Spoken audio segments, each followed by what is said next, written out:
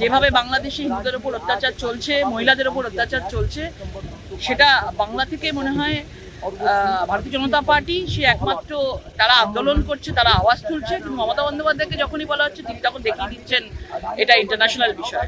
তাহলে দেশের ব্যাপার নিজের রাজ্যে হলে উনি বলবেন বিজেপির বিষয়, বাইরে হলে বলবেন এটি ইন্টারন্যাশনাল বিষয়। তার মানে উনি মুখ খুলতে চাইছেন না বিকজ অফ তুষ্টিকরণ রাজনীতির জন্য। বাংলাদেশের সঙ্গে এ রাজ্যে মিছিল মিটিং নিশ্চয়ই বহু মানুষ যারা করছেন প্রতিবাদ নানাভাবে, কিন্তু যেটা মুখ্যমন্ত্রী প্রথমেই বলেছেন, আমরা রাজ্য, ওটা দেশ, আমরা ডাইরেক্ট কিছু করতে পারি না, আমরা ডাইরেক্ট কিছু করতে পারি না, করতে হবে তো কেন্দ্রীয় সরকারকে। দিল্লি সরকারের অধিকার রয়েছে বাংলাদেশের উপর চাপ সৃষ্টি করার, সেটা আলোচনা করে করবেন, সচিব পর্যায়ে করবেন, রাষ্ট্রসংঘে কথা বলে শান্তি সেনা পাঠাবেন। মুখ্যমন্ত্রী বলেছেন যা যা করার কেন্দ্র করুক, রাজ্য সরকার প্রথাগতভাবে সমর্থন করবে। কিন্তু এ রাজ্যে যদি বিজেপির নেতারা মিছিল করেন, তাদের তো বলতে হবে যে কেন্দ্র তুমি ব্যবস্থা নাও। বাংলাদেশ ইস্যুতে কেন্দ্রীয় সরকার নীরব কেন? নরেন্দ্র মোদী জবাব দাও, এইটা তো স্লোগান, এইটা তো স্লোগান। তো এখানে এ রাজ্যে কি মিটিং কি মিছিল, তাতে নিশ্চিতভাবে মিটিং মিছিল হতেই পারে, যাদের আবেগ আছে তারা বলতেই পারেন।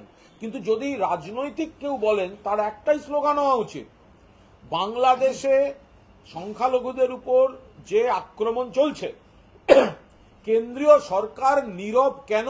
নরেন্দ্র মোদী জবাব দাও, অমিত শাহ জবাব দাও, প্রতিরক্ষা মন্ত্রী জবাব দাও, বিদেশ মন্ত্রী জবাব দাও। বাংলাদেশ সরকার যতই এটাকে আভ্যন্তরীণ পরিস্থিতি বলে, আভ্যন্তরীণ বিষয় বলে চালানোর চেষ্টা করুক না কেন, আজকে বাংলাদেশের বিষয়টা আভ্যন্তরীণ নয়, এটা আজকে আন্তর্জাতিক হয়ে গেছে। তাই আন্তর্জাতিক যে বিষয়, সেই বিষয়ে সকলের বড় অধিকার আছে। তাই বাংলাদেশের সরকার চাইবে যে এটা আমাদের আভ্যন্তরীণ বিষয় বলে তারা কাউকে যাতে এই ব্যাপারে কেউ মাথা না গলায়, তারা মানে কোনো নাক না গলায়, তার জন্য বলার চেষ্টা করবে। কিন্তু আমাদের তরফ থেকে বলা দরকার যে এটা কিন্তু already it has assumed A global dimension. এটা অলরেডি এটা একটা আন্তর্জাতিক বিষয় হয়ে দাঁড়িয়েছে। তাই লন্ডনেও আমেরিকাতেও সর্বত্র এটা নিয়ে আলোচনা হচ্ছে।